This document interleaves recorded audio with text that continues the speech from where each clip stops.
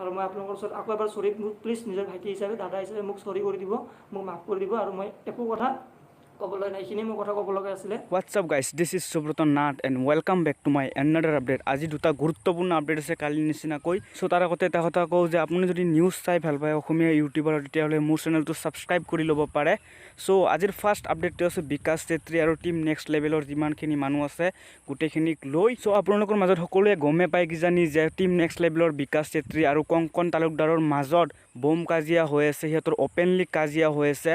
চ' সেইটোক লৈ মই এটা ভিডিঅ' বনাইছিলোঁ যোৱাকালি। আপোনালোকে যদি সেইটো ভিডিঅ' চাইছো তেতিয়া আপোনালোকে সকলো ঘটনাখিনি বুজি পাব। টীম নেক্সট লেভেল ফেমিলিৰ যিবিলাক নেকি আছে তেওঁলোকে কংকন তালুকদাৰ আৰু চিৰাজ খানক মানে বেয়াকৈ কৈছিল হোৱাটছআপত। সেইবিলাক ভিডিঅ' কল আৰু স্ক্ৰীন ৰেকৰ্ড সকলোখিনি কংকন তালুকদাৰে ভাইৰেল কৰি দিয়াৰ পিছত বিকাশ চেত্ৰীয়ে এটা আজি লাইভ আহিছিল তেওঁৰ ছেকেণ্ড চেনেলত, আহি পিনে চৰি কৈছিল, বহুতো মানে কথা কৈছিল, ক্ষমা খুজিছিল মানুহৰ মাজত। চ' তাৰে ভিডিঅ'ৰ সৰু ক্লিপ এটা মই আপোনালোকক দেখুৱাই দিছোঁ। চ' চাই লওক। ভিডিঅ' বনাইছে ধৰক 100K ছাবস্ক্ৰাইবাৰ হৈছে, হওক উন্নতি কৰক, মই কাকো বেয়াটো নিবিচাৰোঁ। মই ক'লোঁ কংকন তুমি কণ্টেণ্টৰ কাৰণে এইবিলাক কৰি আছা নেকি? তুমি এইবিলাক ভিডিঅ'ৰ কাৰণে আকৌ নাম ক'লোঁ, চৰি নামটো আৰু আহি যায়, চৰি। মই ক'লোঁ কি তুমি এইবিলাক ভিডিঅ'ৰ কাৰণে কৰি আছা নেকি, কণ্টেণ্টৰ কাৰণে এইবিলাক কৰি আছা নেকি? তোমাৰ যদি কিবা প্ৰব্লেম হৈছে তুমি হেৰি কৰা, কথা পাতি কিনে চল্ভ কৰা। তেতিয়া সি মোক খং কৰিছিলে, তেতিয়া খং কৰি কিনে তুমি এনেকৈ কিবা কিবি কৈ কিনে সেইদিনাখনৰ পৰা সেনেকৈ সি খঙত গুচি গ'ল। সেইদিনাখনৰ পৰা আমি অল আছাম ৰাইড ছিজন 2 গ'লোঁ। তাৰ লগত একো কথা বতৰা নহয় আজিলৈকে। সি মাজে মাজে মোক কিবা কিবি কৈ থাকে ভাল বেয়া, মই তাৰ একো ৰিপ্লাই দিয়া নাই। কিন্তু এতিয়া বহুত বেছি মানে এটা ডাঙৰ ঘটনা হ'ল কাৰণে মই লাইভটো আহিব লগা হ'ল। তাৰপিছত সেনেকৈ তাৰ লগত আৰু মাতা মেলা নাই, সেইটোৱে মেইন ৰিজন হয় নামাতা। সি দোকান এখনত বস্তু কিনিছিলে, দোকানখনত পিছত সি ভিডিঅ' বনাব গৈছিল, কেমেৰা লৈ কিনে এগ্ৰেছিভ হৈ পেলাই। মই সেই টাইমত দোকানখনত আছিলোঁ, মানে মই কিবা লৈ আছিলোঁ।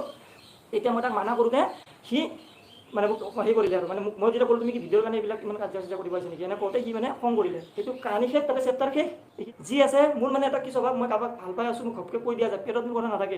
কিবা কাৰোবাক বেয়া পাইছোঁ মোক ঘপকৈ কৈ দিয়া যায়, কিবা এটা হৈছে মোক ঘপকৈ কৈ দিয়া যায়। সেই বস্তুটো মোৰ বহুত বেয়া স্বভাৱ। মই এতিয়া কাৰো কথা একো নকওঁ, মই নিজৰ ভিডিঅ' বনাব লাগে সদায় ভিডিঅ' বনাই যাম। মই লাহেকৈ এতিয়া মামা ঘৰত যাম, কেইদিনমান থাকিম তাতে। আৰু মই আপোনালোকৰ ওচৰত আকৌ এবাৰ সৰি মোক প্লিজ নিজৰ ভাইটি হিচাপে দাদা হিচাপে মোক সৰি কৰি দিব, মোক মাফ কৰি দিব। আৰু মই একো কথা ক'বলৈ নাই, এইখিনি মোৰ কথা ক'ব লগা আছিলে। সকলোকে মই সৰি বুলি কৈছোঁ যিমানে মোক হেৰি কৰিছে।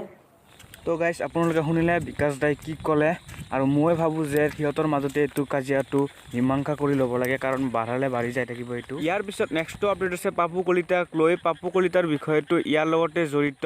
এই কাজিয়াটোৰ মাজৰ মানুহ বুলি পাপু কলিতাক বহুতে ভাবি আছে, CCTV বুলিও কিছুমানে কৈ আছে। কাৰণ পাপু কলিতাই সেই হোৱাটছআপ গ্ৰুপটোত আছিল, আৰু পাপু কলিতাই বিকাশ দাহঁতৰ টীম নেক্সট লেভেলৰ লগতো আছিল, আৰু কংকন তালুকদাৰৰ লগতো ঘূৰি আছিল। তো কথাবিলাক তেওঁকে এতিয়া লগাই ফুৰা বুলি ভাবি আছে। তাৰপিছত পাপু কলিতাই কিনো ক'লে, সৰু ভিডিঅ' ক্লিপ এটা আপোনালোকক দেখুৱাই দিছোঁ, চাই ল'ব।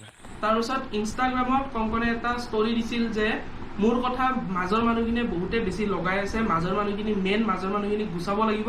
তেতিয়া মোৰ গাত লাগিল, কিয়নো সেই ফাৰ্ষ্ট যোনদিনাখন মানে কেছটো হৈছিল, মই গোপ্ৰ লোৱাৰ দিনা সেইদিনাখন আছিলোঁ, তাতে মই আছিলোঁ, কংকন আছিল, বিকাশ দা আছিল। তাৰপাছত কি হ'ল, মাজৰ মানুহ বুলি যেতিয়া সি ইনষ্টাত ষ্টৰিটো দিল, তেতিয়া মই পালোঁ যে সি মাজৰ মানুহ বুলি কৈছে।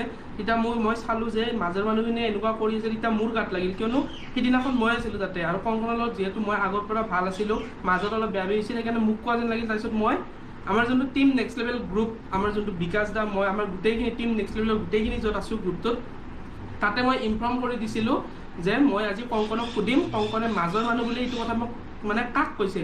তাৰপিছত সেইটো কথা ক'লোঁ। তাৰপিছত গ্ৰুপত মেছেজ কোনো নাহিল। তাৰপিছত বিকাশ দাই কৈছে তুমি সুধি চাবা, হয়তো তোমাকো ক'ব পাৰে, যিহেতু মানে কি আৰু মাজত সিদিনা মই আছিলোঁ যিহেতু এইটো মোকো ক'ব পাৰে। সেইকাৰণে মই বিকাশ দাক ফোন কৰি ক'লোঁ, বিকাশ দা এনেকুৱা কথা, মই আজি তাক সুধিম। তাৰপিছত আমি য'ত মানে লগৰকেইটা একেলগে মানে বহোঁ আৰু মানে তাতে কংকন আহিল। তাৰপিছত কংকনক সুধিলোঁ যে ঐ তই মোৰ কথা কি এনেকুৱা কৈছে। তাৰপিছত সি কৈছে তোক কোৱা বুলি কিয় গাত লাগিল। তাৰপিছত মই কৈছোঁ সেইদিনা মই আছিলোঁ তাতে মাজৰ মানুহ হিচাপত, তাতে তই কৈছা ষ্টৰিটোত মাজৰ মানুহ।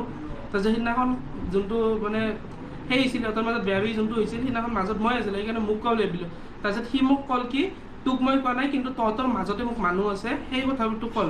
তাৰপিছত মাজত মানুহ, তাৰপিছত মই আহি কিনে গ্ৰুপত ক'লোঁ যে এনেকুৱা সি কৈছে মাজৰ মানুহ আছে, আৰু সেই কথাটো ক'লোঁ গ্ৰুপত। কোৱাৰ পাছত কংকনৰ লগত আমি গ্ৰুপত যি কথা পাতোঁ বা যেনেকুৱা ধৰণৰ যি ৰাইডৰ প্লেন কৰোঁ, গোটেইখিনি কংকনৰ লগত মই মাতাৰ আগৰ পৰাই মানে স্ক্ৰীনশ্বট সহকাৰে গোটেইখিনি পাই থাকে, আৰু মই গ্ৰুপত সেই কথাটো বহুতবাৰ কৈছোঁ। চ' আপোনালোকে শুনিলে পাপু কলিতাৰ কথাখিনি। চ' আপোনালোকে এতিয়া কি ভাবে কমেণ্ট কৰি জনাব, আৰু এই ভিডিঅ'টো ডেছক্ৰিপশ্যনত লিংক দিয়া আছে, সম্পূৰ্ণ গৈ পিনে আপোনালোকে চাব পাৰে। চ' গাইজ মই ইয়াৰ ওপৰত আৰু যেতিয়া আপডেট পাম মই আপোনালোকক দি থাকিম। আৰু আপোনালোকে যদি ইউটিউবাৰ্ছৰ এনেকুৱা নিউজ চাব বিচাৰে, চ' মোৰ চেনেলটো আপোনালোকে ছাবস্ক্ৰাইব কৰিব পাৰে। চ' আজিলৈ এইখিনিয়ে, লগ পাম আন এটা ভিডিঅ'ত কেতিয়াবা।